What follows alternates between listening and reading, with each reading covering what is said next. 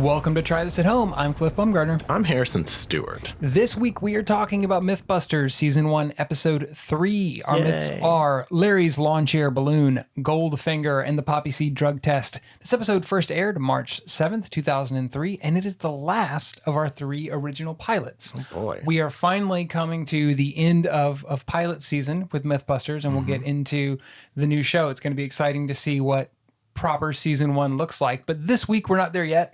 And as always, this episode directed by Peter Reese, our global traveler. Okay. I actually wrote his name down this time. Okay. The credits were a little different this time. Like it didn't have stuff playing over it, so I just read some of them, and I wrote his name down because it said original concept /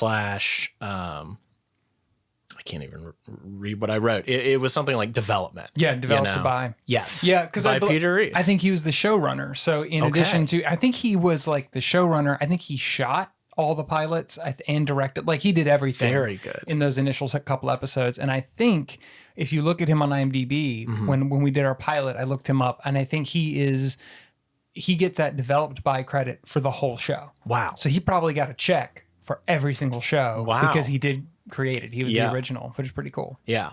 So before we get into the actual myths, overall thoughts on this episode?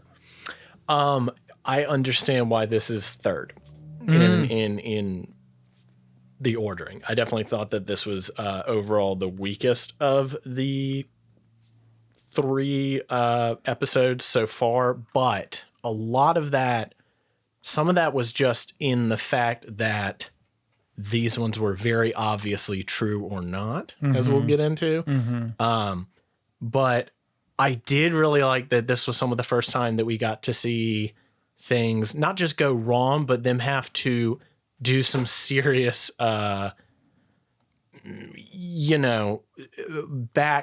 end stuff needing a bit tightening in a way that we haven't. Things not going right, things being more expensive, more over budget than they were projecting. I liked that. I actually really enjoyed them trying to come up with how to do these certain things and running into trouble and having to come up with stop gaps and fixes as a result.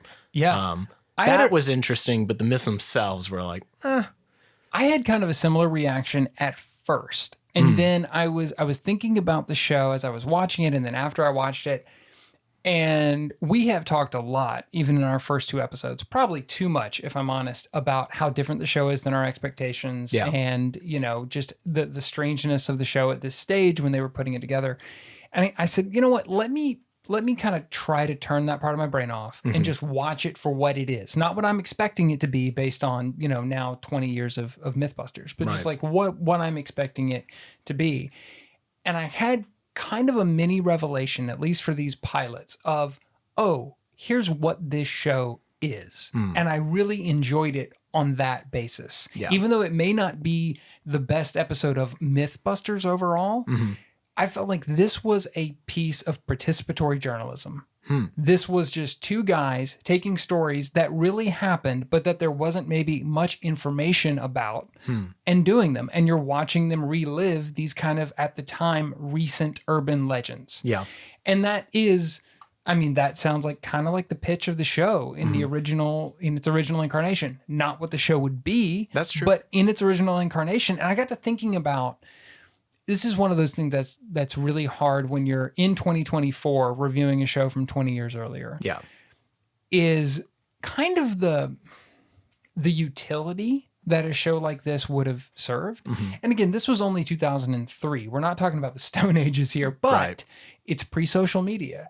And it's in an age where now, if any of these things happened, pre-YouTube. Pre-YouTube. And if any of these things happen, if the lawn chair balloon thing happened, for example, not only would there be cell phone footage of it and everything else, the guy himself would have filmed it, put it on YouTube, and talked about it ad nauseum. 100%. At the time... That's why he would have done Exactly. It would be like a Dude Perfect kind of thing, or a Logan Paul or whatever.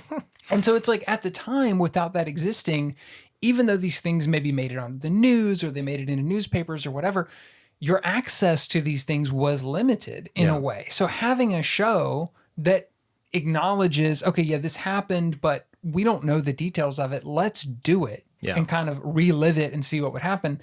It's a different show than the Mythbusters that we know and love now. But it makes more sense to me than some of the original, especially we were so taken aback by like Rocket Car and how all this stuff worked. Now, after seeing that kind of, like you said, that the 3 at-bats for the pilot as they were working that out, I like what it would become more. But I actually, for what this was, I really enjoyed a lot of what happened and found the show very, very entertaining, even if it didn't quite tickle that Mythbusters part of my brain yet. That's true. I think more what it was just the fact that 2 out of 3 didn't go according to plan. It was like we had experienced that once so far on the show, and now the majority of the myths. But the trade-off is that even though it's not necessarily about proving, disproving anymore, the mechanics of how you acquire some of these materials, like we were saying, I think this is the most interesting example of that. Because some of the other ones, it's going to be difficult to acquire a rocket with enough thrust to put on the top of a car. I understand that.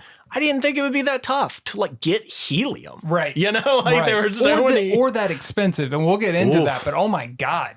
2003, even how expensive all this stuff was to do. It's really incredible. Well, and that's the wildest thing is that this first myth is easily one of the most expensive, if not the most expensive of the lot of the pilots. Never would have guessed that being the case. The car was probably more expensive overall, but balloons. Who knew?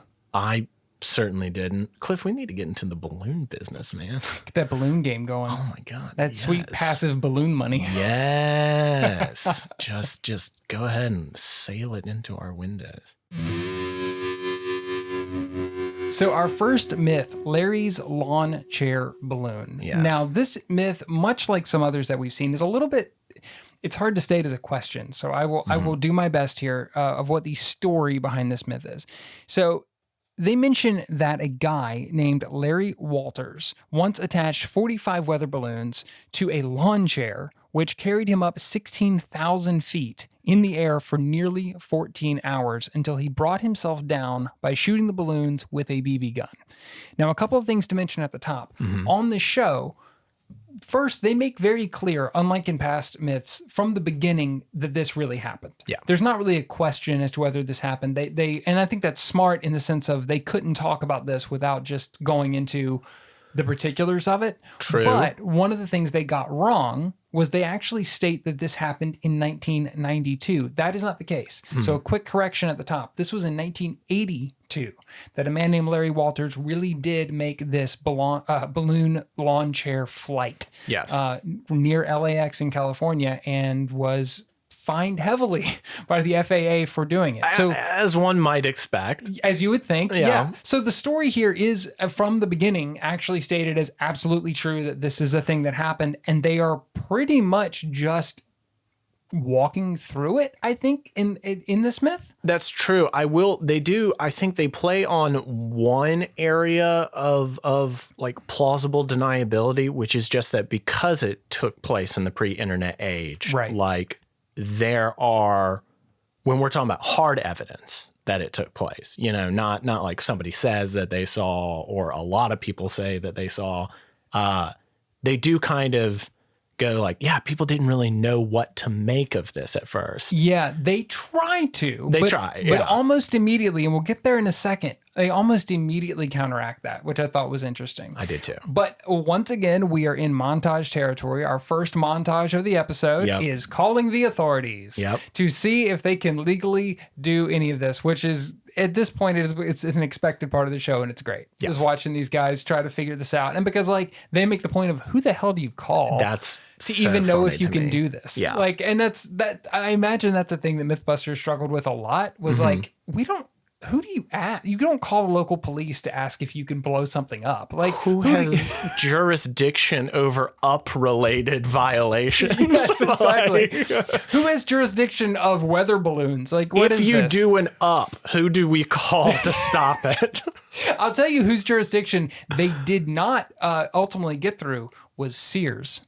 The FAA is one thing, but Sears runs a tight ship. You're not going to get one over on Sears. No, there's this random mini scene right at the beginning of the episode that I did not understand why this made the edit. Yeah. Of Adam outside of a Sears going, we couldn't film inside, but we got a chair. What was this? And even better, I love that he says that apparently why they brought the camera to begin with is that they were trying to hunt down the exact chair. The exact chair. Which is where, right away, this is where they show their hand. Exactly. Because they put Adam in a chair. They start trying to figure out their harnessing process, which I thought was actually really cool. And the solution they come up with to move the harness to the chair is really smart. But during this scene, Jamie goes, so let me see the photos. And they don't show you the photos at this point in the episode, but he says, oh yeah, there's photos. So I wrote down, I was like, wait, there's already photo evidence of this. Yes. So I know that I'm kind of going back on what I said earlier to, I was going, oh, so this already happened? Like, what is this myth? But again, if you accept that and get it out of the way, they're really just trying to go beat for beat, almost like a shot for shot recreation of what actually happened. True. Which is interesting in its own right. But it was interesting that they did try to save some of that ammunition to go, there was questions about this, and then almost immediately go, yeah, but it really happened. And it was, and that was like peppered throughout so that we got like more and more confirmations. Before we go any further though, I feel like we kind of forgot to register our guesses for this one. Yeah, I don't feel like this episode I could do any guesses because they told you right away. That's what I was going to say. There's either they told you right away or it was with one of the later ones, it was just something that I know, which we'll talk about that because it did go differently than I was expecting. But with this one in particular, at first I thought that they were talking about balloons, with rubber. And I was like, nah. But the second they said a weather balloon, I was like, yeah, dude, sure. Why not? Of course that would work. Why not? Yeah. Those things are insane. You've made a miniature Zeppelin. That's fine. I can buy that. And again, this is still in these early episodes, I feel like I was expecting to see them attach weather balloons to something like to a force gauge and show, or something like that. That would become a very Mythbusters-y thing. But at the time, it was like they just kind of went like, yeah, these things work. Yeah. Like they're going to carry the weight. It's not going to, it's not that big of a deal. So I felt the same way. With all these myths in this episode, I felt pretty quickly the intrigue of could this happen? There wasn't even really an element to it. There wasn't even really something I could register or much of a guess on. Yeah. Which also begs the question of why recreate this then?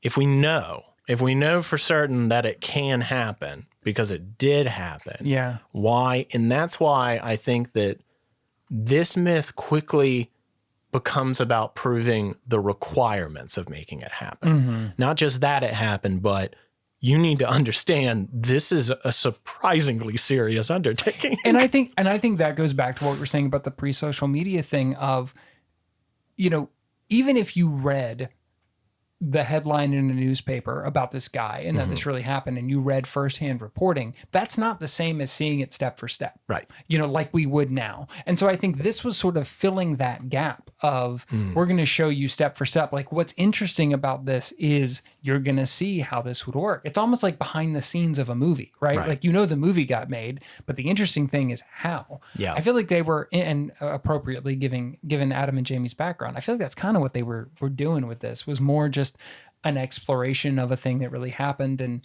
how did this really all come to be. There wasn't, even with Rocket Car, they tried to hold out, like, did this really happen? Is there any real reports of this happening? What, with this, it was just like, yeah, it did, but we're going to play it out for all that it's worth, in the end. Yeah. We're going to show how easy it is or not. Yeah. And you mentioned the money involved. This is the first place that we actually started to get that, where we're once again in Mythbusters montage territory of buying odd items. And they're talking about the weather balloons that they need. Yep. And they end up actually getting discount secondhand surplus weather balloons, which proves to be problematic. But initially when they're talking about this, they say the weather balloons are $40 a piece. Yes. And they need several dozen of them. They're going to use 42 for the test, but they need way more for testing and everything else.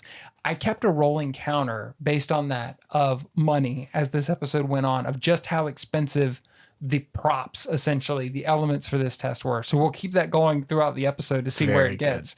But one of the things they had to buy was the helium. And this is where we get, again, throwback to Jado Rocket Car, Adam on the phone trying to explain to a very nice woman what he needs. And she has the best reaction so far. Yep. Okay. Like 42. Yeah, 42 of those? Yeah. To raise? Yeah. Oh, Lord. She just doesn't hold back. It's just so genuine. Just good Lord. It's just so genuine. And for some reason... To raise? Surely you're not... Why? And for some reason in the background, somebody's like... It's like they're playing on pots and pans. Meanwhile, like the scene from Tarzan is playing out in the background with the... But as it turns out, they actually say that their initial order of gas, their initial estimate is $700 worth of gas that they need to order to fill these balloons, and by the end that is quadrupled. Yep. So my back of the napkin math at this point was easily over $4,500 of supplies just for this test, and that's just, and I'm not even throwing in the Sears chair. Nope. Hopefully that was on discount. Well, I don't know. Yeah. But I mean, you're talking about around $5,000 in 2003 just to get this going. This is pretty crazy. This is way more intense. Like you said, it's more intense than it may sound when you first hear the myth. Just to do a thing that has been done. Yes. You know, like that's really the part of it that gets me about this one, is they're just doing it again. But I mean, I do think it shows how unreasonably cost prohibitive it is, especially when it gets to actually like filling the balloons and stuff. They point out that they have like a team of 15 people required to like do all of it. And that, going back to what we were saying about kind of showing the process, I think that's part of the thrill, is also just like, you're not going to do this. So, you're not going to do this at home. No. So you want to see what it's going to look like. How the hell, like that, there is a certain joy. That's why I like them talking about the money, is there's a certain joy to like, oh, wow, that's a crazy undertaking, and seeing that unfold was pretty cool. Yeah. Adam is selected as the one who's going to actually take the ride, which seems appropriate. It seems like Adam always threw himself into those particular things. And there's a fantastic moment where Adam is testing in the original myth. That's not a myth. Larry Walters used a BB gun to shoot the weather balloons. Oh, that's right. Over his head to bring himself down, which is actually pretty genius. They're honestly. testing if a controlled descent. Right. Can you make a controlled descent using the BB gun? And when they do this with their surplus weather balloons, pretty quickly these balloons start to shred. I mean, it's one of those things of like, once you have a hole in it and you touch that hole, it is like a spontaneous explosion of the entire balloon. It isn't though, because that was one thing that really confused me, is that when they were testing it, right? So when they just blew up the balloon and then they shot it, it's not like it popped. Right. Which, I mean, granted, that's not what I should have been expecting, but like, it is a weather balloon after all. But like, the fact that it just did a hole in and out, and then it was just losing air through that teeny hole, I was like, huh. But the second they touched it or shot it again, then it would just completely get destroyed. And they mentioned later that one of the concerns, and I think this is what they were really talking about here, was the drag, like balloons rubbing against the line or rubbing against each other. If these things just start tearing, they're just going to go, and Adam's just going to drop out of the sky. Well, but also to make it even somewhat feasible, because like 40 was for the balloons new. They ended up opting for 10 per balloon. Yeah. And they were like, but they're like 20, 30 years old. So that's going to add some risk factor And to even it. interviewed a guy about why that was a bad idea. Yeah, balloon guy. They had balloon guy go, yeah, these things get old. The material gets old. You don't know what they're gonna do. Dude, we got some really, really good like background characters in this one. Like experts was really funny. All through, and the interviews are still bizarre. They're the very way they choose bizarre. to do them. This one though, like, you know, an expert on balloons, sure. Same with the glass guy. Yeah, makes sense. I absolutely buy that out there's an expert on balloons. A journalist that covered it, 100%. Yep. Why not? A quote, Larry Walters website author.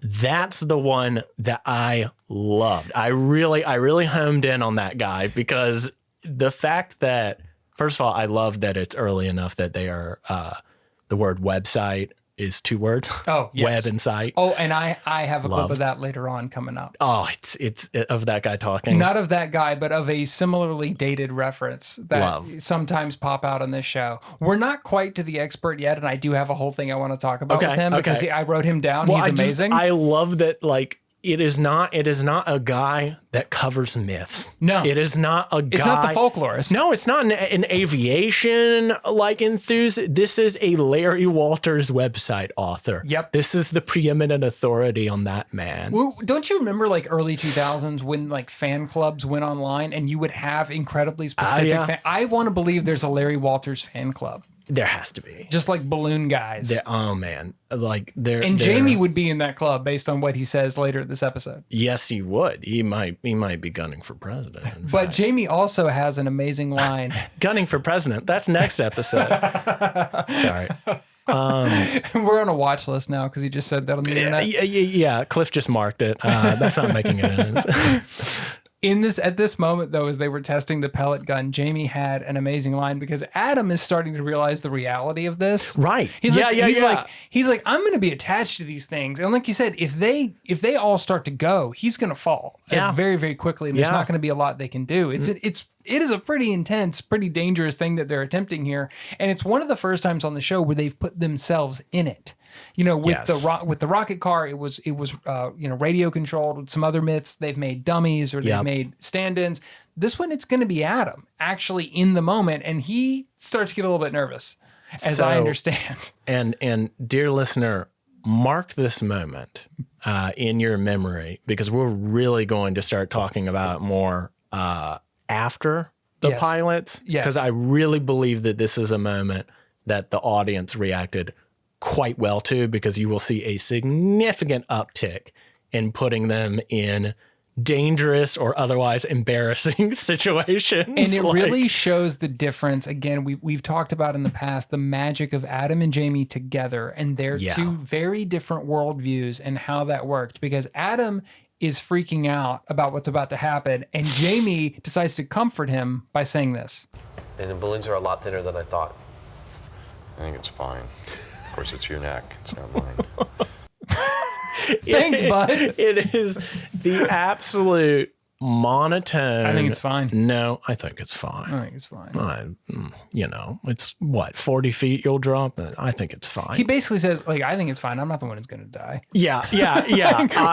Which I mean, true. Fair enough. I guess. Yeah. But, buddy. I did think that this was actually, even though we're laughing at that, it actually made for a pretty nice moment, because they're kind of considering this. And Jamie had a line where he's like, hey, 5 a.m. tomorrow, you're going flying. Yeah. And that was their cut to the break. That was their act out of the break. And I genuinely, that baited me in. I was like, oh, wow. Like, this actually feels, because Adam is in there, the peril feels a lot more real. I mean, like you said, with Rocket Car, worst thing that would happen is the car would blow up, and that would suck for them. But that was a dude strapped to these things. It was actually a pretty great dramatic moment. I thought a pretty nice little storytelling beat for the story. Yeah. They brought in the EMS and all that just to be on standby. Absolutely. So they come back the next day, th're doing the test, and we're out seeing the crew, seeing everything get set up. And this is where they start to introduce Mark Berry, who is the fan club guy that you were talking about.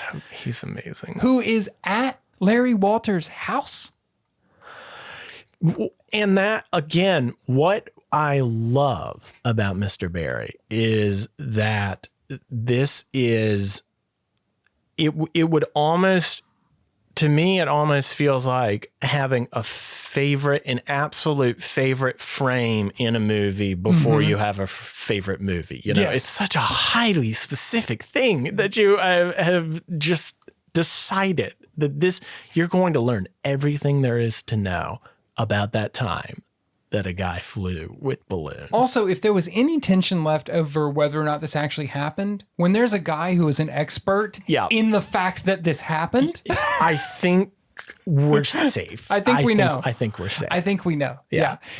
From here they go back to the test, and this again I thought was genuinely tense as we start to see the balloons keep popping. They're trying to get set up, and these things are just going left and right. Yeah. And they even say at one point, like, we have all of the helium in the Bay Area. Like, we've got to get this going or it's not going to happen. Yeah. It was actually a very kind of like, again, tense testing moment. I did note that when Adam comes out to start this myth, we get one of our first long shots of Adam in a costume. He's in a full bright orange jumpsuit. He has what looks like a flight helmet that he doesn't end up wearing in the actual episode or later in the actual test. But this becomes totally a thing. I mean, today Adam Savage is known as a cosplay guy. He's known for his costumes, his spacesuits, all this kind of stuff. Yeah. And this would become a thing on the show. And it was kind of cool to see Adam getting dressed up, coming in for the myth. I thought it was fun. Yeah. We get some fun costumes in this episode. So when they actually start to do the test, they're using water jugs as ballast, essentially, to keep it down, which I thought was incredibly strange. Yeah. Later, we would learn that that was actually how the real flight was done. So that is actually something that comes from the real piece. But they start just cutting these things to let the chair up, and they cut back to Mark Barry, the expert, who says that when Larry actually did it, he shot up at like 1,000 feet per minute. Like it was, which seems insane to me. That's based on what we saw. That's a ludicrous ascent. Isn't it? That's like Superman speed, just straight up. I don't. Because Adam, but I mean, I will say I expected there to be more drama about will Adam get lift off. A minute? He immediately went up. Wait, a minute might be doable. You think 1,000 feet per minute? Where are our physicists at? Somebody write in. Yeah. It depends. I guess because the way that this one went up is they were cutting the jugs like one at a time. Right. I guess it would be like if it's full release. And he just goes. Which would be, But then again, at that speed, how would you not get to just like absolutely insane altitude? You wouldn't then be able to see him. Really quickly. They said 16,000 feet. That dude, I don't even like thinking about that. I know, right? Did he have a seatbelt? Or like anything? He had beer. Oh yeah, that'll help. We'll get to that. Well, I don't know, man. I don't know about you. I don't know if you get cockier around like the edge of a roof the more you've had to drink. I certainly don't.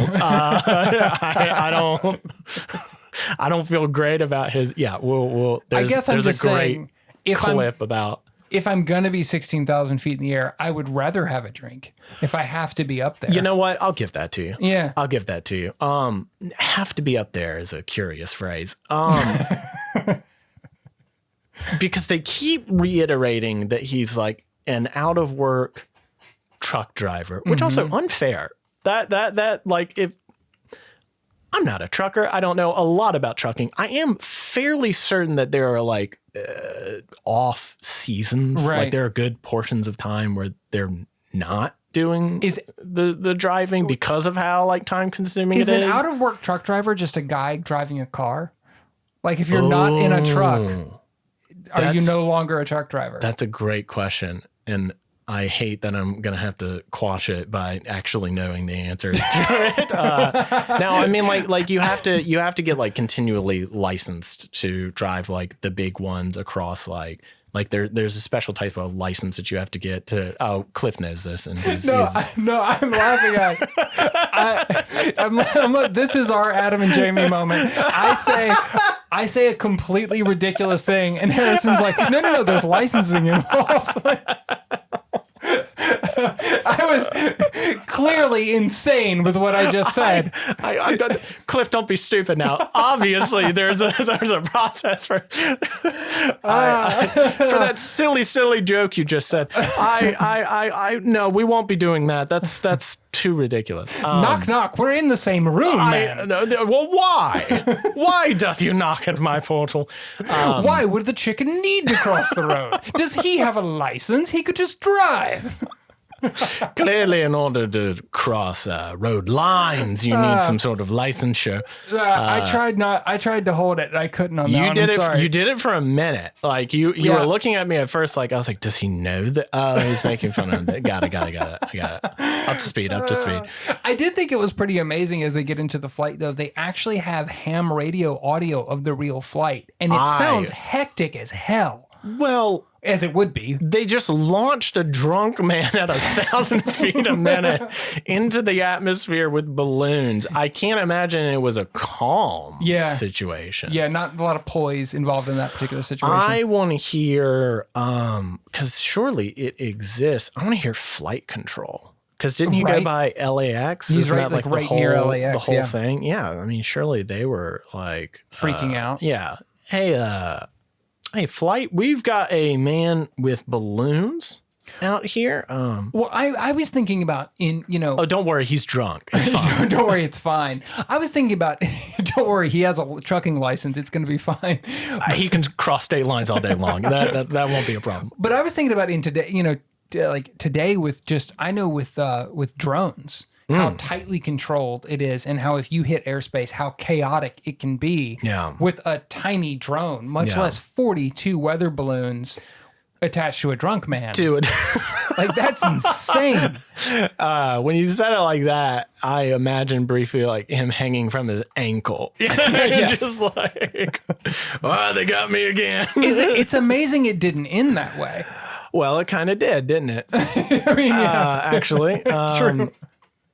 Yeah, when Adam shoots the balloons out, also we should say Adam doesn't go up 16,000 feet. No. They keep Adam a very safe distance above the ground so they don't get into any issues and any trouble. But I mean, it does work perfectly. No padding unsurprisingly. Underneath. Did you notice that? Weird, right? Not kind of even expected. A net. Yeah. Kind of expected them to go up and do like an inflatable something. They must have felt very confident that it was going to work. I guess so. And even the descent shooting the balloons, like it actually works really well. That was the thing that shocked me the most, is that like it not only was it a good method, it appeared to act, it might be the best one for the type of controlled descent that they wanted. That's not what happened in the original story. It is not.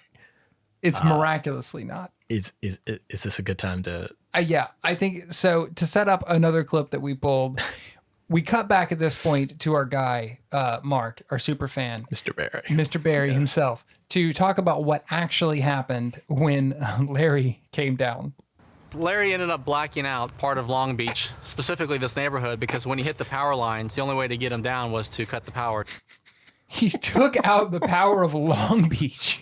Oh, man. Okay, so there's a lot of cartoon elements to this. Yes. And using the logic of cartoons, you would think, and how I initially heard it, is that Balloon Man hits the wire and it zaps him, and then that's how he passes out. That's how he blacks out. No, sir. He hit them because he was blacked out. Well, see, I actually took it slightly differently. It's interesting you say that. I took that the blacking out was he caused a blackout due to the power lines having to be cut. Hit it again. Larry ended up blacking out part of Long Beach, specifically this neighborhood, because when he hit the power lines, the only way to get him down was to cut the power.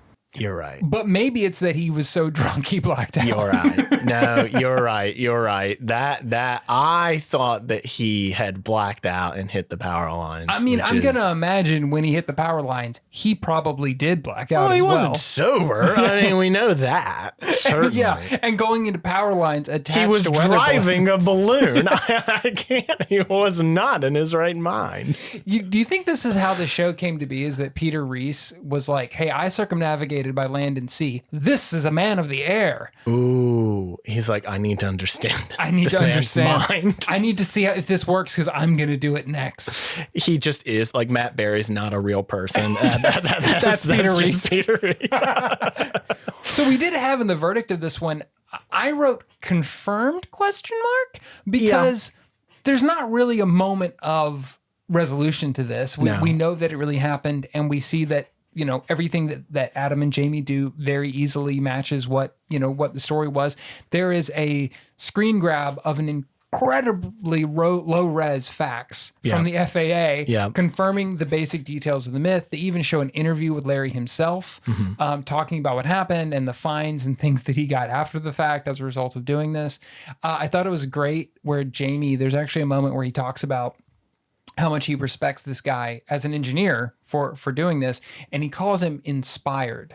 And I just wondered if he's talking about what he did or the stash. Because they both are men of the stash. I was wondering which one he was talking about. That's a great question. It is interesting to see Jamie react to that to call it inspiring. You know, it's like, that's not, I feel, most people's takeaway. Yeah. Would be like, you have disrupted public or whatever. You're a crazy person. You went up 16,000 feet. Right. In the lawn chair. Right. Yeah. And like really fixating on the fact that he was drunk and stuff like that. But as we have for the last 15 it's very minutes. fun to do. I understand. But I mean, Jamie's right. There is a degree of, I love how he like kind of gained respect by having to do it himself, being like, oh no, this was tough. One does not simply do this. Right. I mean, it kind of shows you why Adam and Jamie were the perfect choice for the show. True. It goes back to that, like they're built different. And this for them, like, yeah, this is the kind of stuff that gets them excited. It's another Saturday. Yeah, it's pretty amazing. I did some research into this story in the aftermath, and it is, of course, as expected, absolutely true. Mm-hmm. And the chair that Larry used, I said I would come back to that. The chair was called Inspiration 1, and it is now on display at the National Air and Space Museum in Washington, D.C. Love. So you can go check out the actual lawn chair from this balloon flight. The Federal Aviation Administration charged Larry with violating controlled airspace, flying without a balloon license, and operating a non-airworthy craft, which is great. I think the non-airworthy part, probably the cooler. I think operating is a bold choice of words. Yeah. Implies a degree of control that I don't think. And unfortunately, Larry Walters actually passed away before this episode ever came out. He died in October of 1993, just 44 years old. So he didn't get to see a lot of what it would become. And obviously, people like Jamie, their respect for the guy. It kind of, when I found out that Larry was no longer with us, it made Jamie's statement actually kind of sweet to say, like, man, I would love to shake this guy's hand and tell him that he had an impact, even doing such a strange and wacky thing. But he really kind of sealed a place in history, which is interesting. He's literally in aviation history. He's in the National Air and Space Museum for this. Man, that feels awful, like when the Catholic Church tries to be like, yeah, Galileo was one of us. Like, oh, you tried to stop him. You tried to stop him, and then when it ended up being cool later, you're like, we're all about this. We're all about it. Like, at least waive the fine if you're gonna. I feel like I do wonder if, like, and we'll get into this actually in our second myth quite a bit, but the impact that the show that Mythbusters had on this story. I wonder if that was, I don't know, but I wonder if that was on display before it was, a piece of television pop culture, and this story was more mainstream in that respect. I don't know. Well, at the very least, there's a website that needs an author dedicated to this guy. And I think we know the guy. I have just the man. I would only do it again if it was sanctioned by the FAA and if it had FAA approval. So it doesn't look like I'd be doing it again. Myth 2, the poppy seed drug test. So yes, I'm just the going to say Seinfeld one. I'm going to say at the top, I love this myth, and part of the reason I love it is the question is very, very simple. Can you test positive for opiates just by eating poppy seed bagels or cake? If you eat too much poppy seed food, will it make you pop false positive on a drug test? It's a story I think everybody has heard even to this day, and before and after Mythbusters. And yeah, I think it's a great question, a really interesting myth to test. What do you think? This one and the next one, I believe, is the next one, Goldfinger. Yeah. These two, I didn't feel the need to guess because I know. Right. But not from okay, there's a book called This Is Your Mind on Plants. Yeah. Michael Pollan. It's pop sciencey, like it's, I mean, with a name like definitely, Michael Pollan, did he have a choice? I would argue he did not. Yeah. But I'm like the 3,000th person to make that joke, I'm sure. The 3001. Yeah. I'll take it. But now, I mean, it is very good, but like there's an entire section on opioids and all that good jazz. So like I knew that, yes, it does show up in surprisingly small quantities. And that is the shocking thing of this one, is just how common this is. Exactly. As they unspooled that story throughout the course of this myth, I was kind of blown away by just how common these false positives actually are. It's kind of terrifying. Well, and about to have another Jamie moment. There is a fascinating history there, but like they kind of touch on it. Yeah. In being like, oh yeah, testing companies don't want you to know this. It's darker than that. I mean, it's more. There's a very good reason that they don't want you to think that this is true, and a lot of it has to do with the fact that a lot of laws around opioids are just not scientifically based at all. Yeah. Like it is someone's perception of what this is and does at a certain time period. And something like the testing shows you just how silly that is. So that's actually another reason I really like this myth, is I thought as they got into it, and they didn't go hard on this, which I think was the right choice. But I think when we think about things like medical testing, for example, when you hear about a test being positive or negative, you hear about it as a binary, right? You hear about it as an absolute. Right. That's not actually how it works. Now, I understand narratively why, we communicate that way. If you go to the doctor and say, do I have cancer? You don't want to hear, maybe. I don't know. Best guess? You don't want to hear that. You want a yes or no. So I understand why we communicate that way, but still, that's not actually how it works. There's all sorts of shades of gray to this stuff. And I thought it was very interesting that they really show that. They really delve into that throughout this myth of, look, they go into the science of how similar, poppy seeds and opiates, and how they, poppy seed, the incredible similarities between just poppy seeds in a bagel and heroin.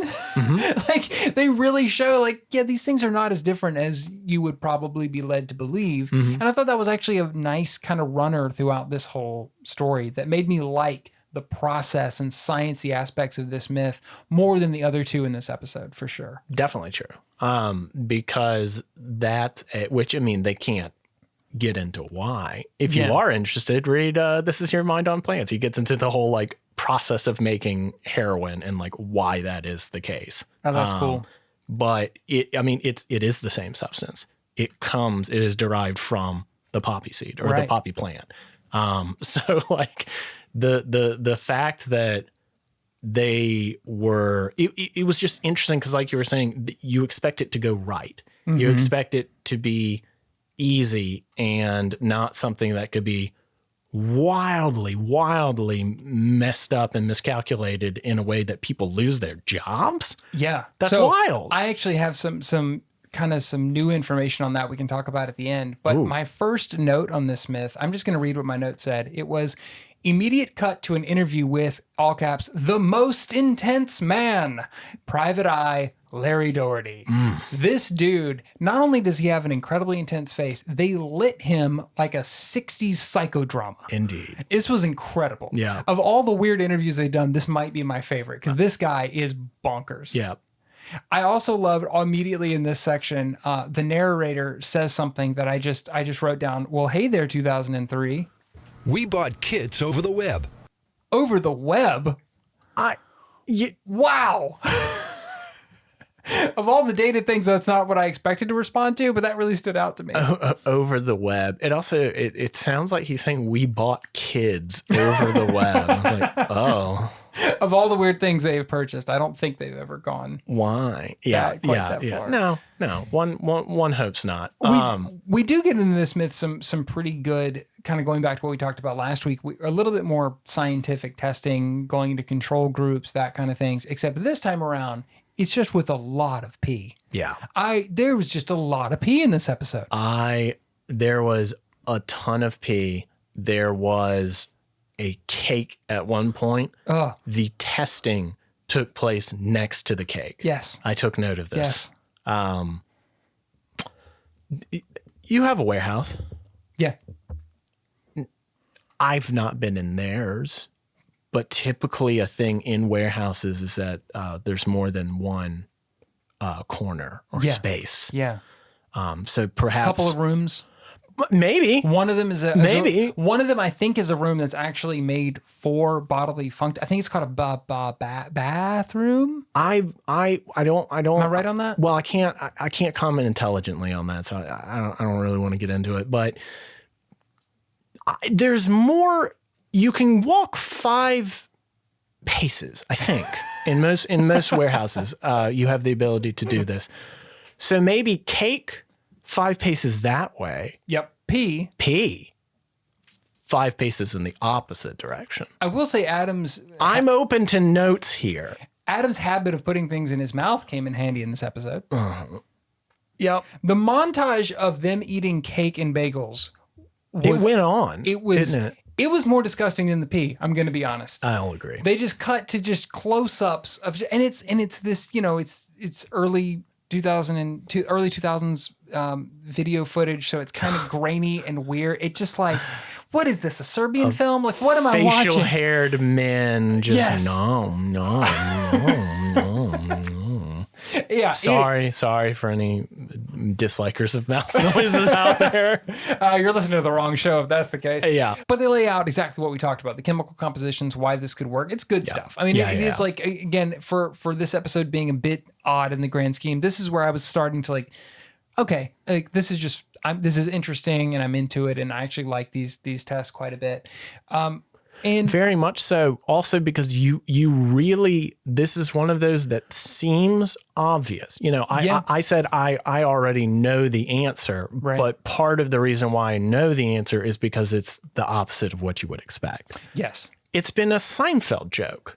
I did not think that I would be deriving like a real scientific value from a Seinfeld joke. But it kind of goes back to the Leaping Lawyer episode we talked about last week, where the initial question may not be that interesting, or you may know the result, but the process and what you learn about, in this case, how common this is.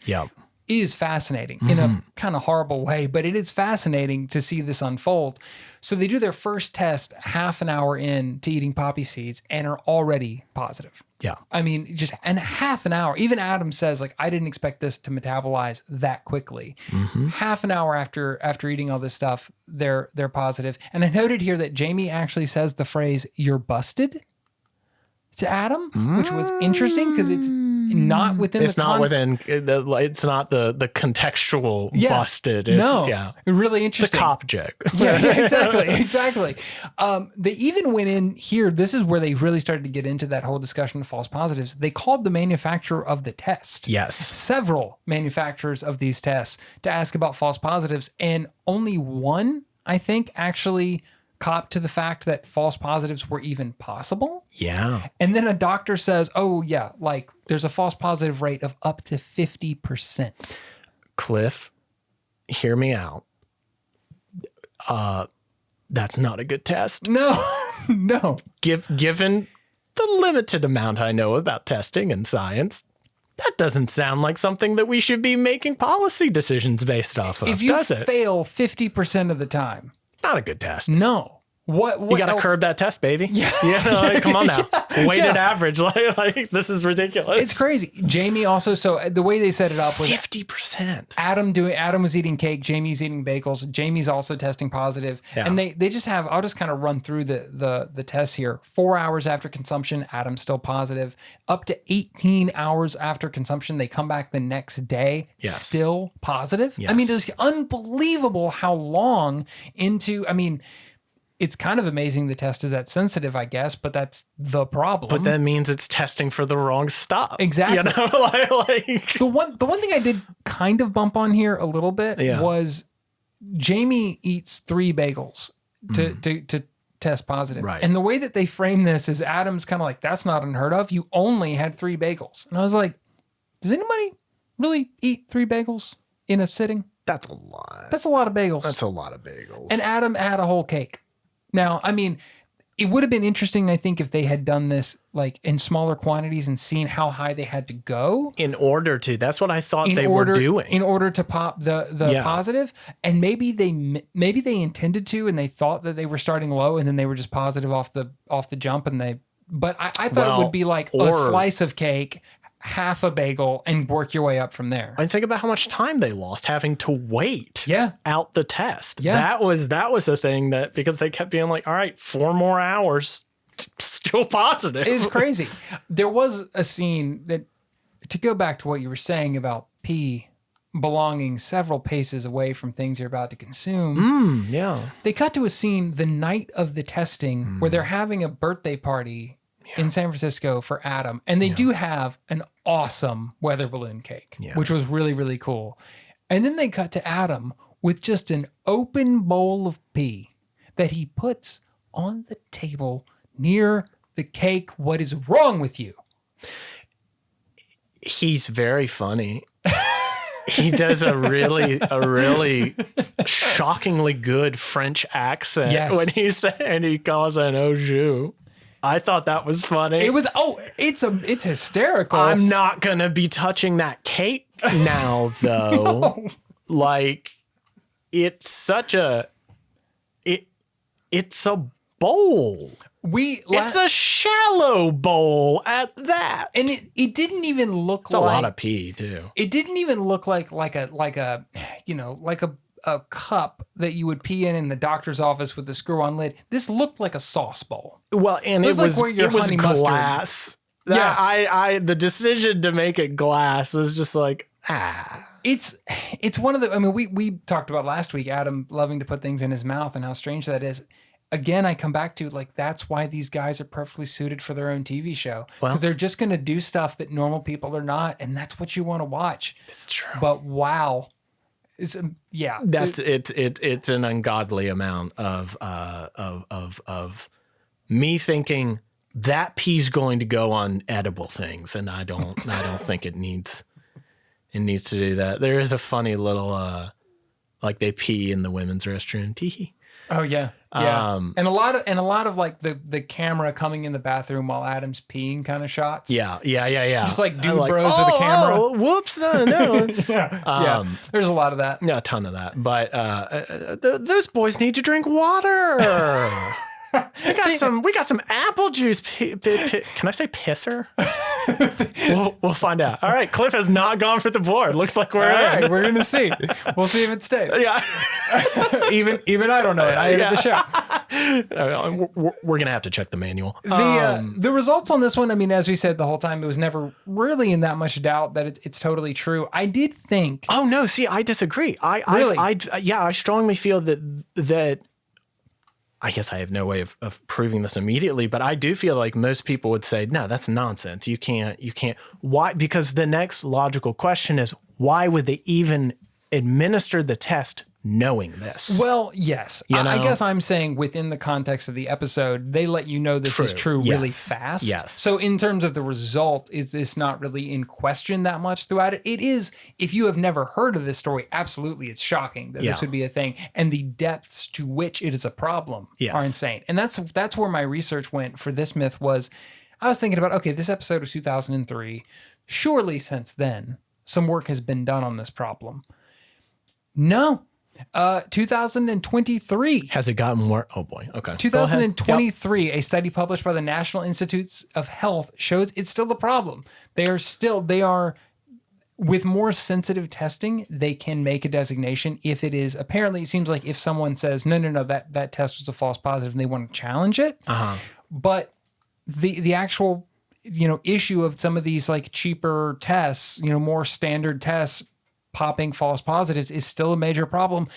The same year, 2023, a memo from the U.S. Department of Defense warned service members to avoid foods with poppy seeds as they may cause false positives. And the memo states that the Department of Defense first learned of this issue in 2022, nearly 2 decades after this episode of Discovery Channel show aired. They just didn't watch Mythbusters. That's the whole problem. Okay, well, I don't know that we can forgive them for that. That's it was on so much. Like what? How? No, that Unbelievable. So but also this and okay, I get it. They can't test for this. Again, if you want to see somebody test for this, read Michael Pollan's book. There is you if I were conducting a test, more what I would want to see is, can it have noticeable effects on your cognitive functioning from ingesting poppy seeds this way? Which the answer is absolutely not. Like, like they play with that a little they bit. have some and they're jokes like, about oh, I'm kind of goofy. And it's like, well, you just ate a cake, so I would have to imagine the sugar is probably. You ate an entire cake's worth of sugar in about 15 minutes. I'm gonna place the blame at that. Yeah, but totally.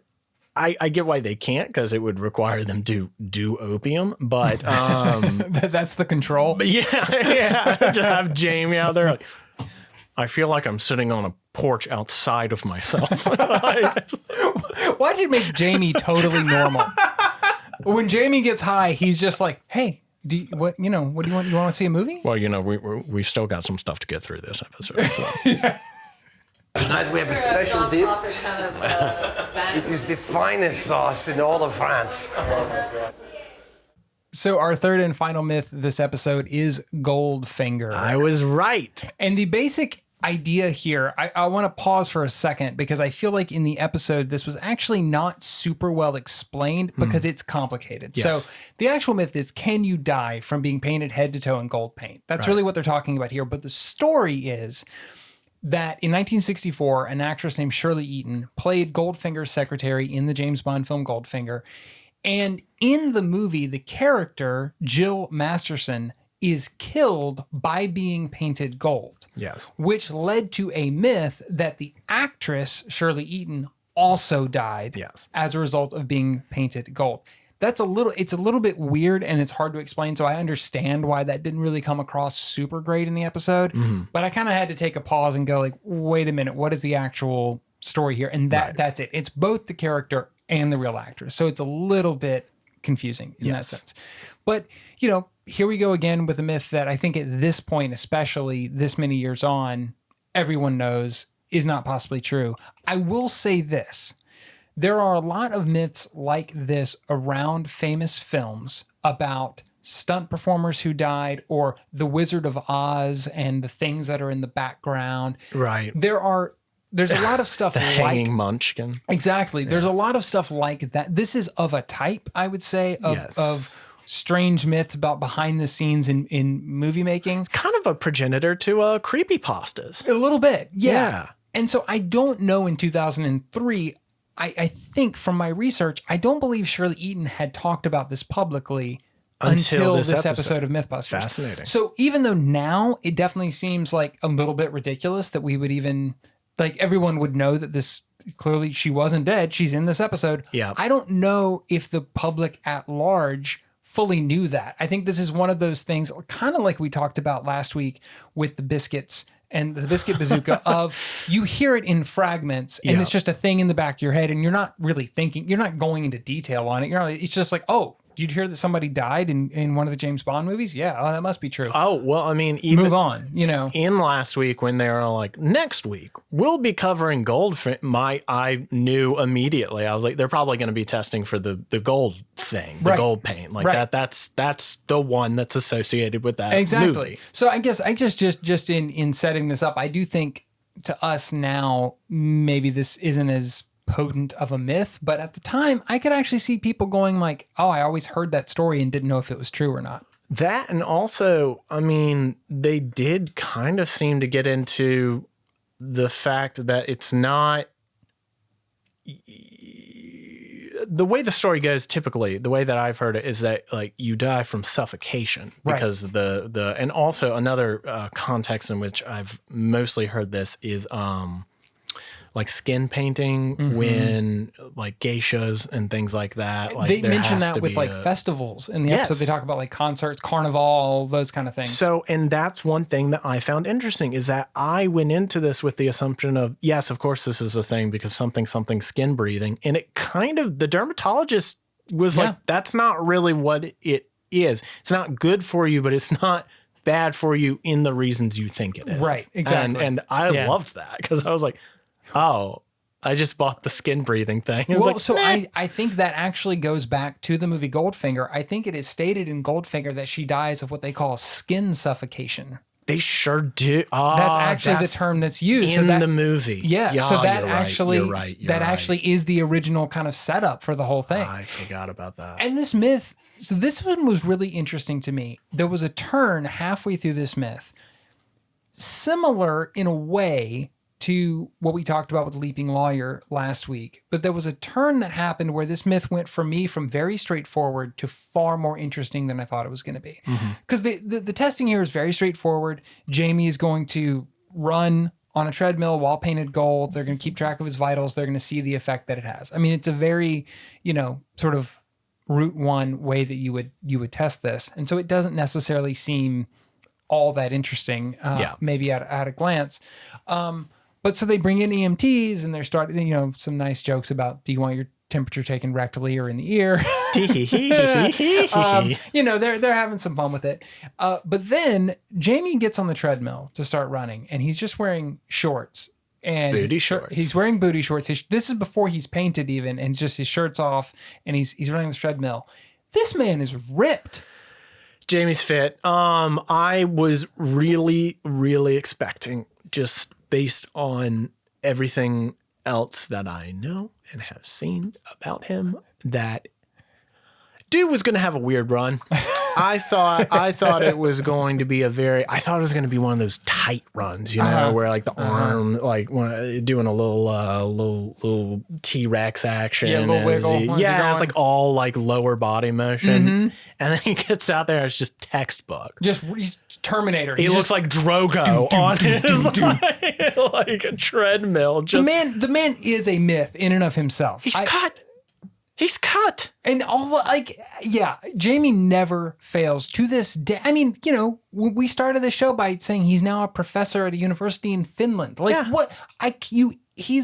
an enigma. He's Quicksilver. Every time you think you've got him, he's gone. That's I don't get it. It's amazing. I love this man. He's so like I really do. I think in the first episode you compared him to like Bigfoot. Yeah. Whereas like every little piece of information just builds out this Jamie mythos and in this scene when he's running, he starts by saying, "Oh yeah, well I guess for the control I'll do like half of my normal workout," and then he runs a perfect 10-minute mile. Like it's just nothing. Boom, nothing. Effortless. Just blasts it out and is like, "Yeah, all right, what's next?" Amazing. This man's a machine. Jealous. When they finally go to paint Jamie up, this is a classic Mythbusters scene. This is one of those things that has ended up in the montages over the years. It's one of those like iconic moments. It's super weird. Again, all the close-ups in old SD footage of a man being painted gold. It's bizarre and it's kind of wonderful. It's just one of those like, oh God, I love Mythbusters. This stuff is so weird. One of my favorite parts about it is how weirdly natural he looks. Yeah. Painted gold. Yeah. Yes. Like it just kind of fits. It's like he was the model for the Oscars trophy. Yes, exactly. Like he's just in full gold. And I'm like, I guess this is a 50s sci-fi now. Yeah. Like that. He looks really kind of in place in all this. It's amazing. All this makeup. It's amazing. And he acts like he's embarrassed. Like they give him the gold booty shorts and whatever. Yeah. He's like, I'm not putting those on. And then he does, and he owns it. Like he looks great. Yeah, like, he looks great. Yeah. Never really looks out of place. Yeah. It's awesome. Yeah. It's just great. It looks right. And then once Jamie is painted, this is where things kind of start to turn because they're very much doing this in a way of like, this is not going to be anything. I think the EMTs are even talking about it. They're all kind of cracking jokes and blah, blah, blah. Yeah. They're like, this isn't going to work. We know it's not going to work because she's still alive. Yeah. It's whatever. And then they take Jamie's blood pressure and it's elevated. And all of a sudden you see pretty significantly the too. EMTs start to look worried and they cut to a commercial. And I found myself going like, oh, what is this? Like, I didn't remember this. And I was just like, what's happening?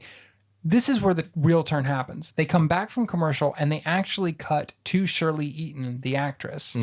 And you can tell that whoever shot her interview was a huge James Bond fan because they made her look like she's in a Bond film when they did her interview. But they cut to her straight away saying, hey, I'm Shirley Eaton. As you can see, I'm not dead. And I thought, oh, well, okay, so myth over then. What are we doing? And from here, we know that she survived. We know that that's all happened. The myth goes away. And the whole episode becomes this weird thing of what's going to happen to Jamie. Yes. And I just found myself being riveted by this documentary. Yeah. Like, it had nothing to do with Mythbusters. It was a completely different thing. But I found myself really drawn in, and like they start cross-cutting back to Shirley Eaton and the stuff of her being painted and her talking about I didn't die, but it was horrible. Yeah. And then you were seeing Jamie, and he's in pain, and he says he feels like he has the flu, and like I was captivated. But again, delivering it in the most like, well, I certainly don't feel normal. I was just yeah. How can you tell? How would you exactly? How would you know? Well, because he'd be like, fellas, something is seriously wrong here. It would be like how it would be delivered. Yeah, but it was interesting, guys. Just like I said, it was a different show, but at the same time, I really liked it. Like I couldn't pull myself away from like, oh my God, is this guy going to be all right? Why and also, is this what's happening? Exactly. And like when it was a very smart storytelling decision, as weird as some of the structure has been up to this point of the show, to get it out of the way that she's really alive and show her on camera, and then come back to, but wait, if she didn't die from it, why is Jamie getting sick? Yeah. And they never really answer that. There was some effect of the paint, and as soon as they take the paint off, he's okay. Like it really was, the confines of the myth were really having an effect on him. That and also because didn't they talk to like a psychologist or someone that was saying that it potentially was like psychosomatic, and I buy that totally. It's a very weird thing to do. I mean, it's a very uncomfortable, and especially in the environment that you would be in to be on camera. That both Jamie and Shirley Eaton were having to do this in front of people and be on camera, and there's a lot of pressure, and it's a whole strange environment to do the whole thing. I very high pressure, you know, so that's why I like the blood pressure. I would personally I would like to see a heart rate as well. Like and that. I think they were taking that. It just didn't seem like it made it into the edit or into how they used it in the show. But they end up just pulling the plug early on the test. They just kind of say, "Ooh, this is dangerous," and he never runs. He never runs with the paint on. No, because they just feel like it's dangerous, and that's the right call. I back them exactly. As soon as he says like, "Oh, this feels wrong," they're out of there, which is the right thing to do. But it was a very weird turn in this episode that I didn't expect, and that I again, this is where I sort of settled into like, okay, this isn't the show that I remember, but I'm just going to watch it for what it is. And this got me.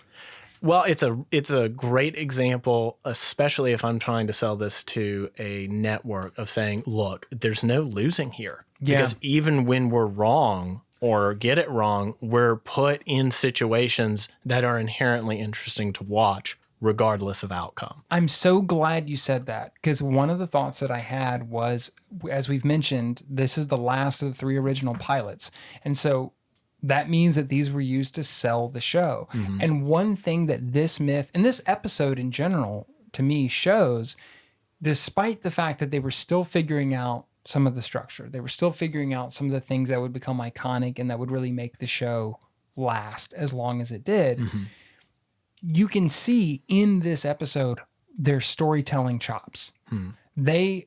They know, and again, like bringing in Shirley Eaton when they do, and the way that they set this whole thing up is really great storytelling. Yeah, in a different fashion, but it's riveting and it holds you. And so, like you're saying, if you're a executive at Discovery and you see this, even if the episode, it's like, okay, we can. There's some touch-ups that we need to do with this show, kind of smooth some of the edges out, but you can see the potential and the skill and the talent in everybody on this show. It's very interesting to see. Yeah. It also just it's another reason why it's not very duplicable. Yeah. Despite everyone's efforts. I mean, there was a period there where every other channel tried to have an answer. Yeah. In some way, shape, or fashion. Discovery. I mean, even while Mythbusters was on, they were like, "Can we get multiple bites of this apple and do a slow-mo show and do an all explosion show and all that kind of stuff?" Which, you know. And then Spike went, "You know how there's like a tasteful amount of questionable material in this show? What if it was all that?" What if we took out that word tasteful? What if we just ditched the tastefulness of it all? Speaking of that, in relation to this show, the last note that I had to get in for this myth is, you know, Jamie gets out of the makeup. He's feeling better. The EMTs take his vitals one more time. He's fine. Woo, all right. That was scary, but we're good. And they're shaking hands with the EMTs to say, like, thank you so much. In the background is just the giant butt from the last episode. Yes, sir. Just lean right behind it. It's like very nice, like shot of, hey, thank you guys for taking care of me. And they're just shaking hands in front of a giant, oversized butt. Guys, this meant a lot. I really can't thank you. Oh, that? No, don't worry about that. That's nothing. Don't worry about that.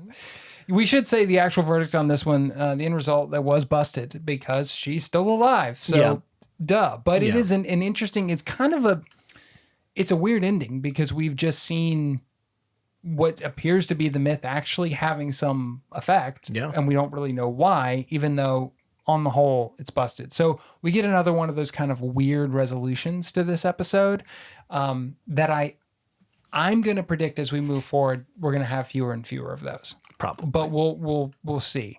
That wraps up our last pilot. We're out of the pilot. So now I'm very excited to see what's this new territory going to be like when they actually got the green light. And I would assume time and budget to make the show proper. Is it going to be more of the show that we remember? What's it going to look like? What's it going to feel like? I don't know. We've completed like the Batman Begins level of origins. Exactly. You know, like there's definitely a lot set up there, but like I wonder how long it's going to take for things like Buster to say busted, you know, like all of those tropes. I wonder how long. Well, let's find out if it happens next week. Please join us. We're going to be talking about season 1, episode 4. Remember, if you are watching on Max, this is actually listed as a season 2 episode for reasons we don't understand. But the myths are ice bullet, exploding toilet, and who gets wetter. Very, very excited to be out of pilot season and seeing what's going to happen next. So we hope that you guys will, number 1, watch that episode and then come back and join us next week to talk about it. We will talk to you then, bubbies. Try This at Home is produced by Slugline Media. The show is written, hosted, edited, and shot onto the internet by Cliff Baumgartner and Harrison Stewart. Our music is by the mysterious Breakmaster Cylinder. You can follow the show on Instagram @TryThisPod or email us trythisathomepod@gmail.com.